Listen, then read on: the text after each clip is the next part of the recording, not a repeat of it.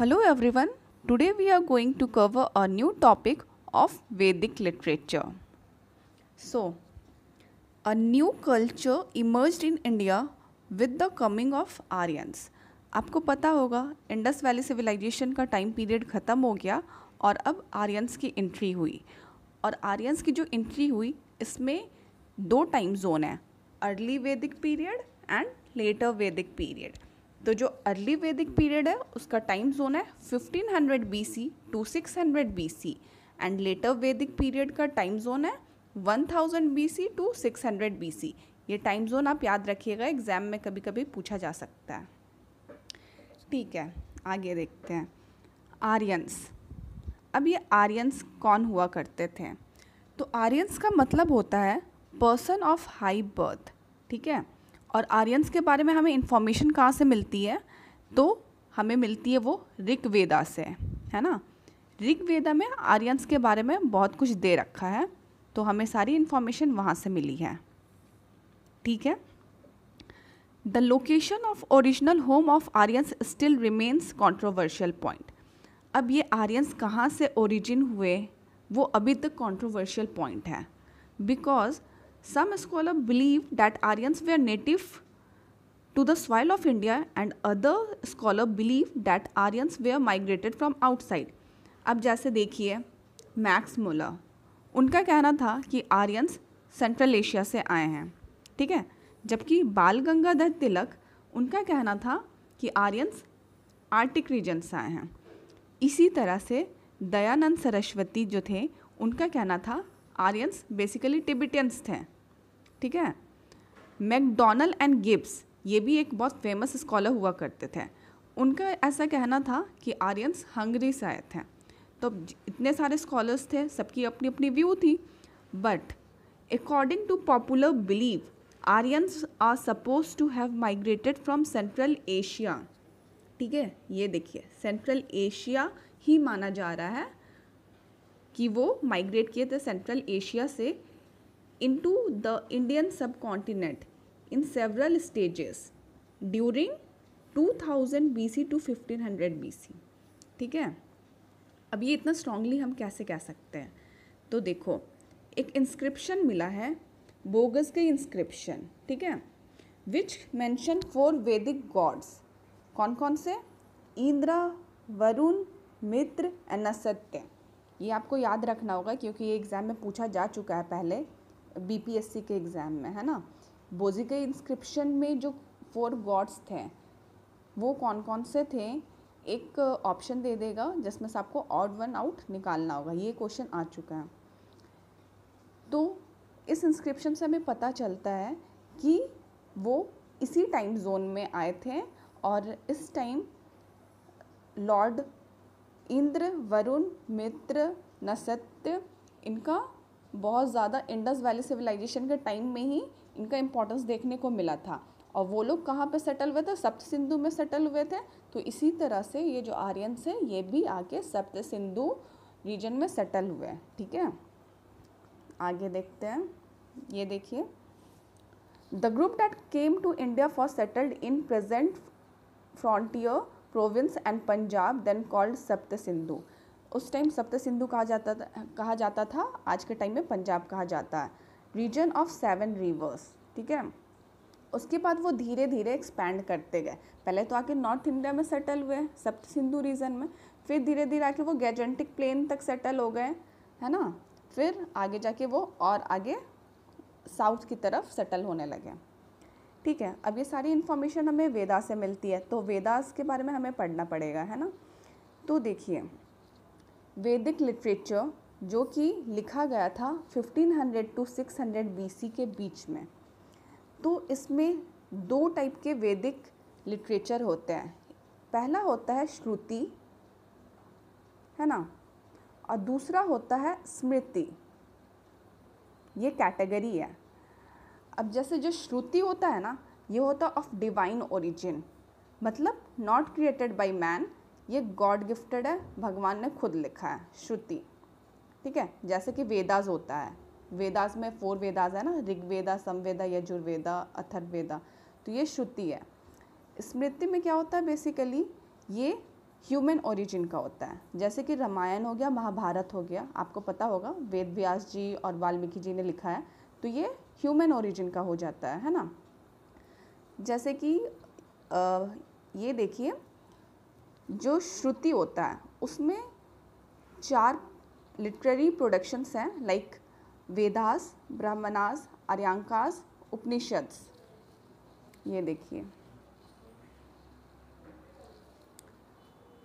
जबकि जो स्मृति है उसमें 6 लिटरेरी प्रोडक्शन है, वो हम आगे के लेक्चर में देखेंगे।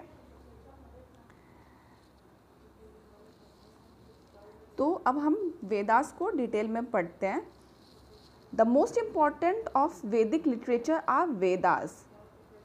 Vedas are apaurusheya, that is not created by man but god gifted, and nitya. नित्या मतलब एग्जिस्टिंग इन ऑल इटर्निटी।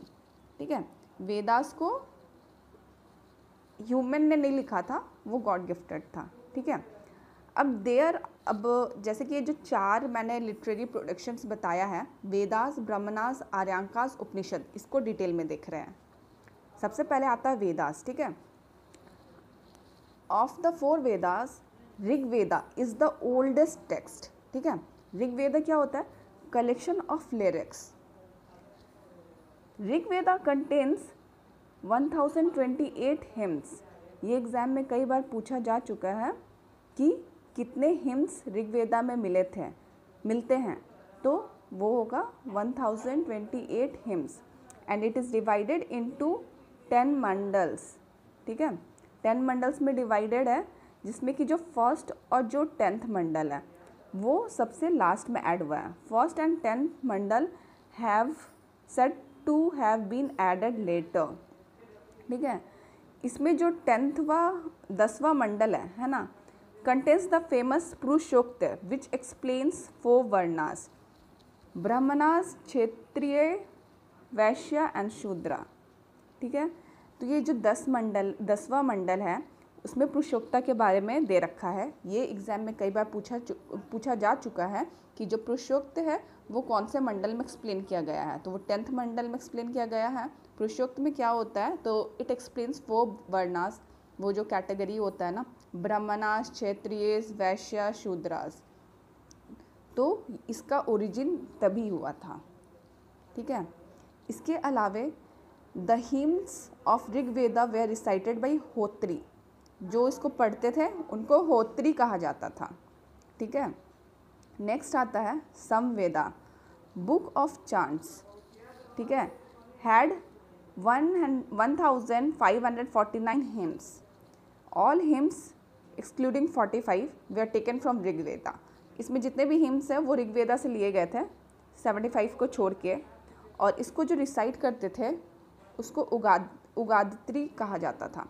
अब ये क्वेश्चन आता है कि होत्री कौन हुआ करते थे, जो ऋग्वेदा रिसाइट करते हैं, या समवेदा, यजुर्वेदा या अथर्ववेदा? तो इसका आंसर होगा ऋग्वेदा। ये MCQ फॉर्म में बहुत बार एग्जाम में आ चुका है। उगात्री कौन होते थे, तो जो समवेदा को रिसाइट करते थे। तो ये आप अच्छे से याद कर लीजिएगा। नेक्स्ट आता है यजुर्वेदा। यजुर्वेदा क्या होता है, तो बुक ऑफ सैक्रिफाइजल प्रेयर। ठीक है, बुक ऑफ रिचुअल्स होता है ये। तो और इस बुक को जो रिसाइट करते थे, इसका जो पाठ किया करते थे, उसको कहते थे अद्रवायुस। ठीक है, नेक्स्ट आता है अथर्ववेदा। ये था बुक ऑफ मैजिकल फॉर्मूला। ठीक है, इसमें क्या हुआ करता था, it contains charms and spells to ward off evils and disease. ठीक है, मैजिकल फॉर्मूला हुआ करता था ये। तो मैजिकल बुक हुआ करती थी, जिससे कि ये जादू टोना नहीं होता है, वही होता था इसमें। तो ये 4 वेदास हमने देख लिया। इसमें बेसिकली आपको ये याद रखना है, जो ऋग्वेदा है इसमें 1028 हिम्स हैं। इसके मंडल्स को अच्छे से पढ़ लेना है।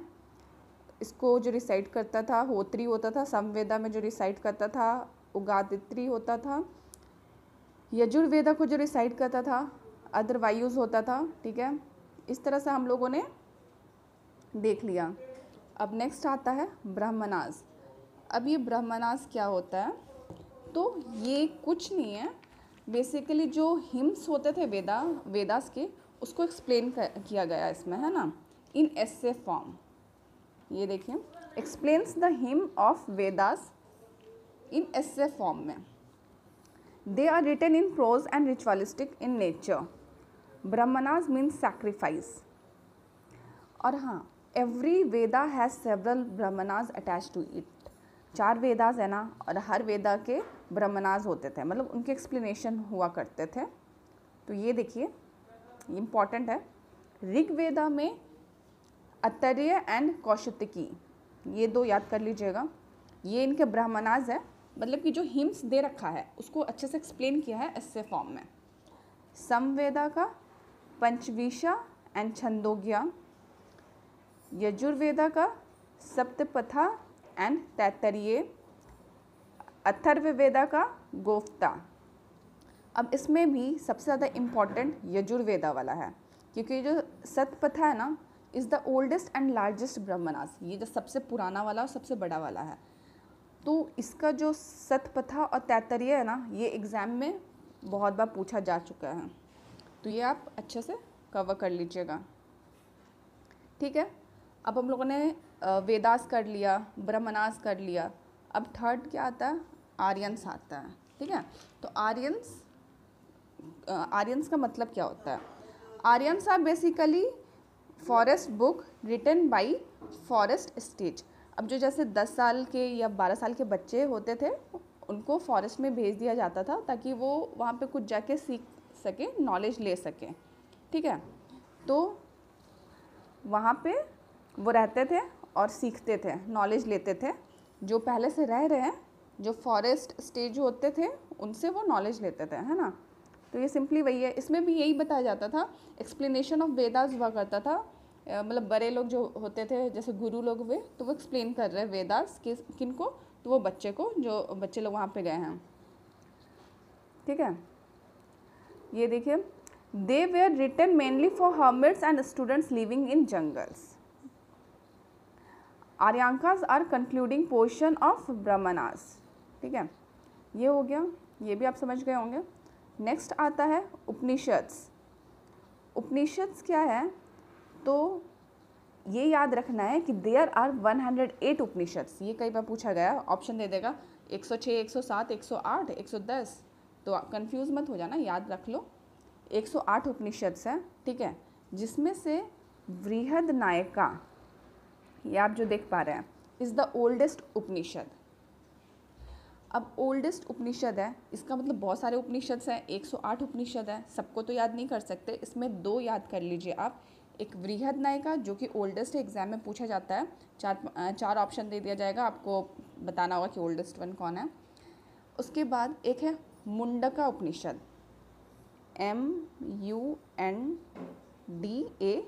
MUNDAKA, मुंडका उपनिषद। ये 2 याद कर लीजिए।